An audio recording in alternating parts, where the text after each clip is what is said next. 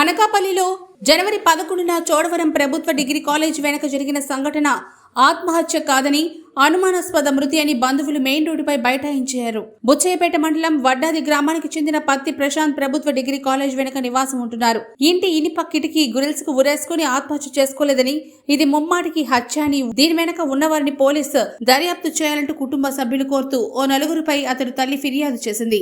బాధిత కుటుంబ సభ్యులు ఈ రోజు 4 రోడ్ల కూడలిలో నుండి మానవహారం చేసి అనంతరం పోలీస్ స్టేషన్ ముట్టడించారు.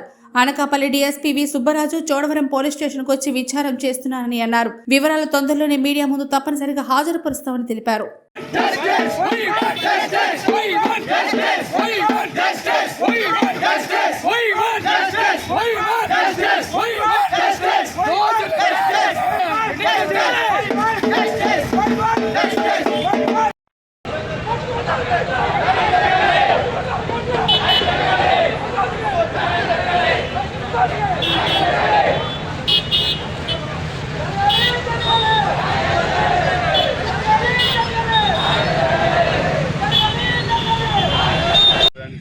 రిపోర్ట్ వచ్చిన తర్వాత దాన్ని ఆధారంగా నెల రోజులు వస్తుందని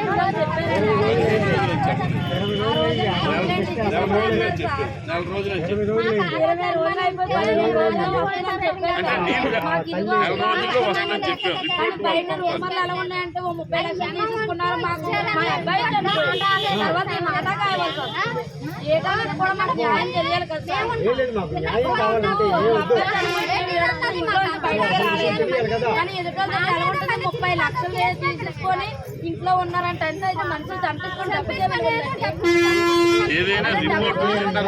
విలువ లేదంటున్నారు. ఇప్పుడు ఏదైనా సరే అది ఏదైనా క్లారిటీగా తెలియడానికి ఇప్పుడు మేము వచ్చాం. నెల రోజుల్లో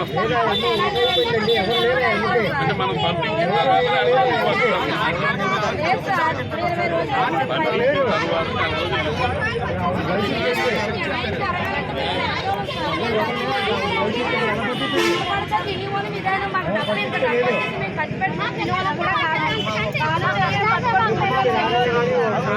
అబ్బాయిని కూడా కూలి పనికి పంపించుకున్నాం. మేమేమి ఇది కాదు ఎవరెవరు అపోహలు ఏంటనేది ఎవరికి నచ్చిందో అది చెప్పుకుంటుంటారు. కానీ ఇన్వెస్టిగేషన్ అనేది ఏది నిజమైతే అదే మేము ఇన్వెస్టిగేషన్ చేస్తాం. అందులో వచ్చినటువంటి రిపోర్ట్స్ ఆధారంగానే ఏదైనా ముందుకు కేసు అనేది మీకు చేయడం జరుగుతుంది తప్ప మీకు ఎవరో ఏదో అన్నారు మీకేదో ఇచ్చేసి అని మీరని అన్న కాదు. జనాలు ఎవరికి ఏమి నోటుకు వస్తే అన్నింటినీ మేము చేయలేము. మా వరకు మేము ఇన్వెస్టిగేషన్ అనేది క్లియర్గా చేస్తాం. డిఎస్పీ గారు ఈ కేసు మానిటర్ చేస్తాం.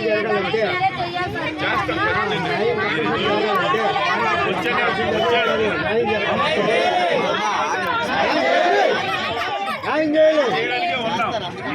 23వ తారీఖున అది పంపించడం జరిగింది. లేదు, 2 ఆడపిల్లలు ఉన్నారు. ఏదో ఆ అబ్బాయి కూలి పని పోయి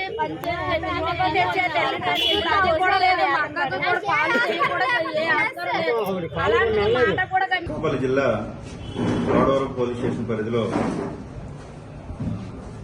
ఈ నెల జనవరి 11వ తేదీన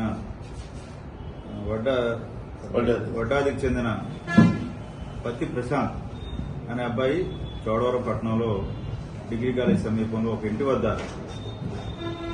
మెట్లుకి ఉన్న గ్రిల్కి ఉరి వేసుకుని వేలాడుతూ చనిపోయి ఉండటం గమనించి వారి తల్లికి ఇన్ఫర్మేషన్ ఇవ్వడం జరిగింది. దాని మీద వారు వచ్చి మన తల్లి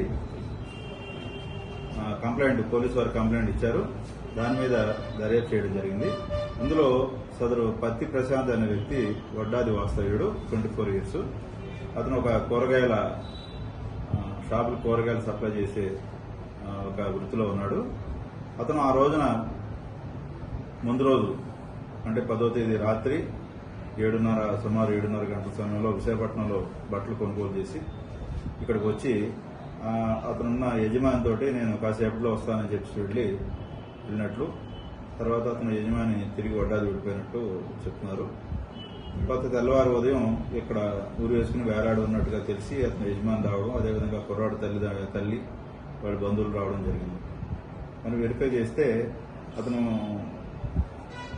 గత కొన్ని సంవత్సరాలుగా ఒక అమ్మాయితో ప్రేమతో ఉన్నట్టు తెలుస్తుంది. అతనిలో ఫోన్లో ఉన్న మెసేజ్ని బట్టి దీన్ని బట్టి చూస్తే అతను ఆ గ్రిల్కి అక్కడున్న ఒక కర్టెన్ దండానికి వేలాల్సిన కట్టెంతో గ్రిల్కి ఊరేసుకుని ఉన్నాడు.